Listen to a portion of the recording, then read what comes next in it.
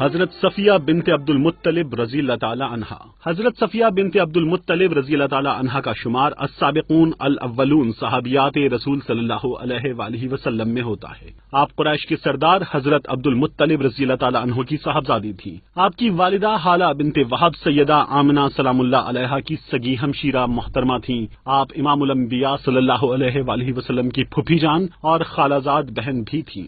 آپ رضی اللہ تعالی عنہا اپنی خاندانی صفات، شجاعت و بہادری اور شرافت و دیانت سمیت بے پناہ صفات کا پیکر تھی۔ آپ کا نکاح سیدہ خدیجۃ الکبریٰ رضی اللہ تعالی عنہا کے بھائی عوام بن خویلد سے ہوا اور حضرت زبیر بن عوام رضی اللہ تعالی عنہ کی ولادت ہوئی۔ سیدہ صفیہ رضی اللہ تعالی عنہا نے بڑے ناز و نعم اور سلیقہ مندی سے صاحبزادے کی تربیت فرمائی، اور آپ کی شاندار تربیت کی وجہ سے آپ کے صاحبزادے بہادر اور جانثار صحابی، حواری رسول اور عشرہ مبشرہ صحابہ کرام سمیت بے پناہ صفات سے متصف ہوئے۔ امام الانبیاء صلی اللہ علیہ وآلہ وسلم اپنی پھوپھی جان سے بہت محبت فرماتے اور اہم معاملات میں آپ کی رائے کا احترام فرماتے تھے۔ غزوہ احد میں آپ کے بھائی سیدنا امیر حمزہ رضی اللہ تعالی عنہ کی شہادت ہوئی تو آپ غم سے نڈھال ہو گئیں۔ آپ کی آنکھوں سے آنسو چھلک پڑے۔ امام الانبیاء صلی اللہ علیہ وآلہ وسلم نے صبر کی تلقین فرماتے ہوئے ارشاد فرمایا کہ مجھے جبرائیل علیہ السلام نے خبر دی ہے کہ عرش معلیٰ پر سیدنا امیر حمزہ رضی اللہ تعالی عنہ کو اسد اللہ اور اسد الرسول اللہ لکھا گیا ہے۔